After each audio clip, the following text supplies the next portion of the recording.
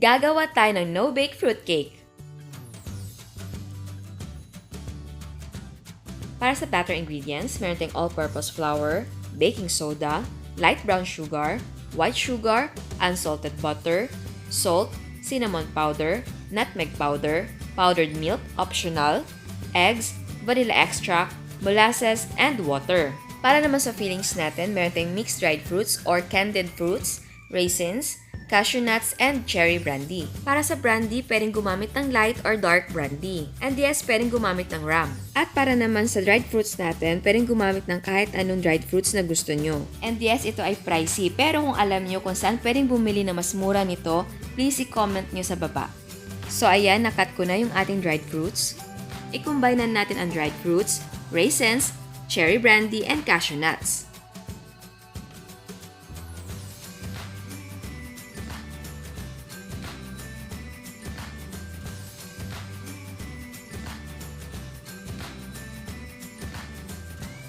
Haluin natin na mabuti until ma-coat natin ng brandy ang lahat ng prutas.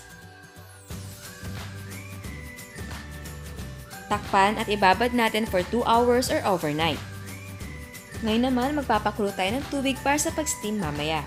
In a bowl, i-combine natin ang all-purpose flour, white sugar, brown sugar, cinnamon powder, nutmeg powder, salt, baking soda, and powdered milk.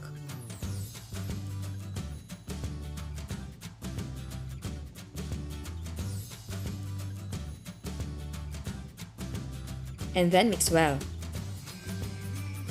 In a separate bowl, combine eggs, vanilla extract, molasses, and water.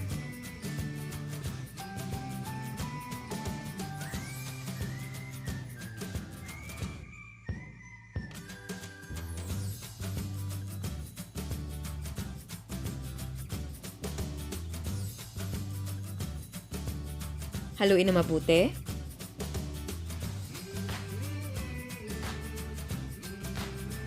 And then, combine the wet and dry ingredients.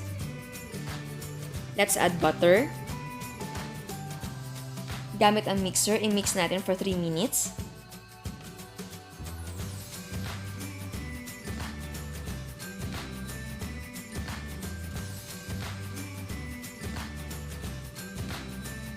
Tapos, i-combine natin ang cake batter and mixed fruits.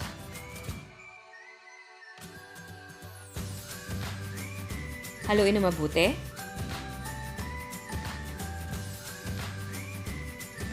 Ang gamit kong cake pan ay loaf. And yes, pwedeng gumamit ng ibang cake pan. Naglagay lang ako ng parchment paper para hindi ko mahirapan sa pagtanggal ng cake. Or pwedeng mag-grease at mag-dust ng flour. Ngayon, ilagay na natin ang ating cake batter sa ating pan. Ito ay optional lang, pwedeng mo lagay ng toppings.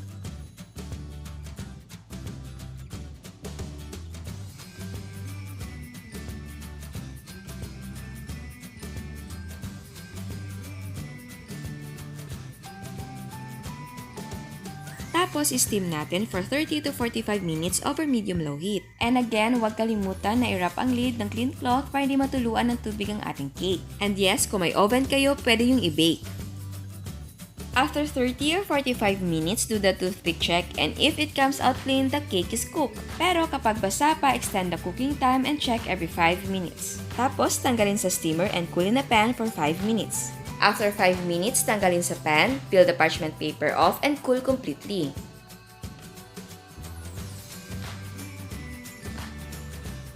So ayan, eto ng ating no-bake fruitcake. At ang recipe ay makakagawa ka ng 2 cake. Eto ang mga sizes ng gamit kong cake pans. At bago tayo mag-taste test, sa hindi pa nakasubscribe, please subscribe sa ating YouTube channel. And please click the notification bell para ma-notify ka sa mga bagong uploads.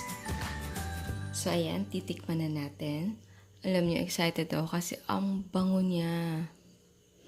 Super ang bango niya. Siguro dahil sa cinnamon and sa fruits. Ayan, so titikman na natin.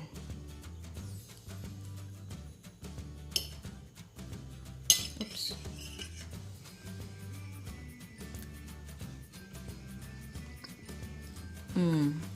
Napaka-moist. Napaka-fruity. Ang daming fruits.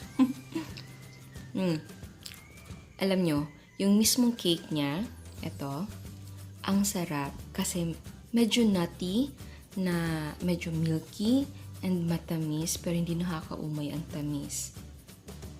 Gustong gusto ko at napaka-moist.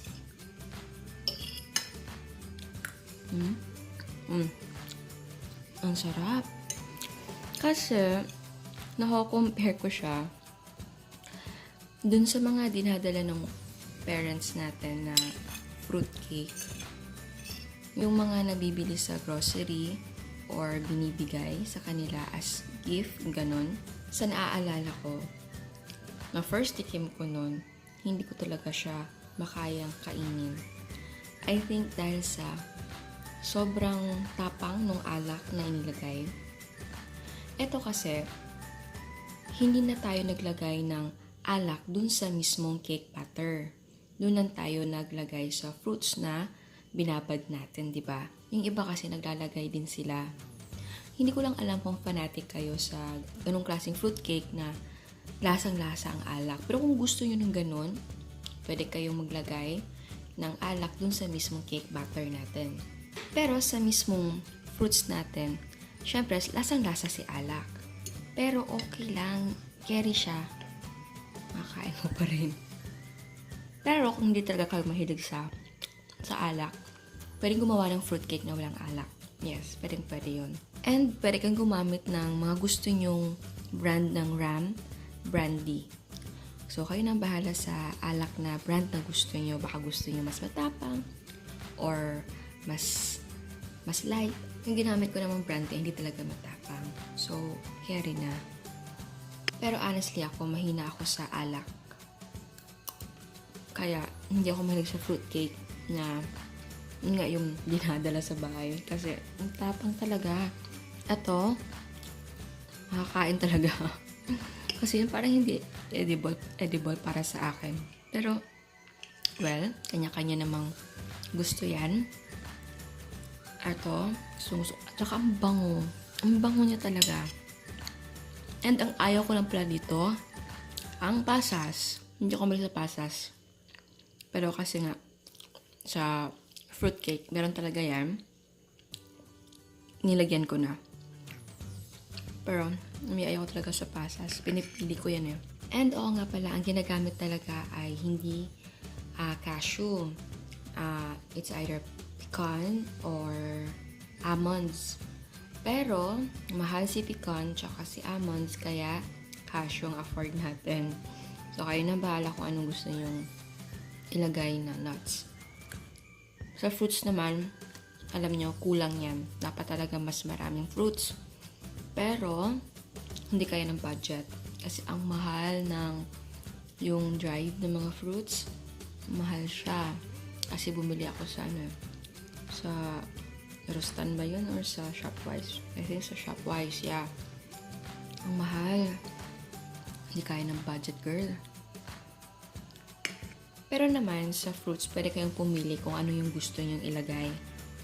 Kasi meron doon, mixed fruits na. So, yun ang pinili ko. Pero, kung gusto nyo cherry lang, and then, konting pineapple na mga dried or candied, okay lang yun. And yes, sa susunod, gagawa tayo ng fruitcake na walang alcohol. Gusto ko yun. Gagawa tayo nun. Para talaga sa ayaw ng may alcohol yung kanilang cake, gagawa tayo. Gusto ko to kasi talaga makakain mo yung cake. Ang bango niya talaga. I really like the smell. I think it's because of the cinnamon. Yum. So, ayan. Ciao! At eto ang mga prices ng ating mga sangkap. And yes, pwedeng gumamit ng mga gusto yung brands. Ang total cost ay 595 pesos and 44 cents. Again, ang prices ay magdidepende kung magkano ang presyo ng sangkap sa inyo. At bago ako magpaalam, meron tayong another dose of inspiration. Eto ang mga ground float ni Miss Lovely.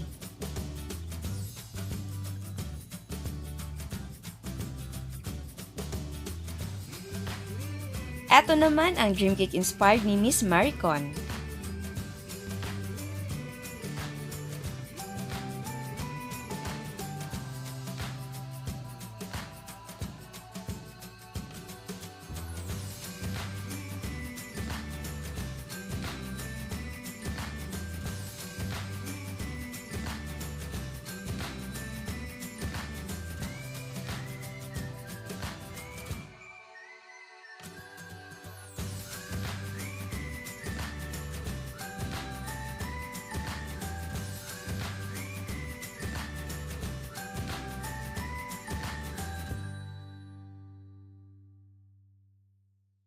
eto ang mga gawang cakes ni Miss Mumsy.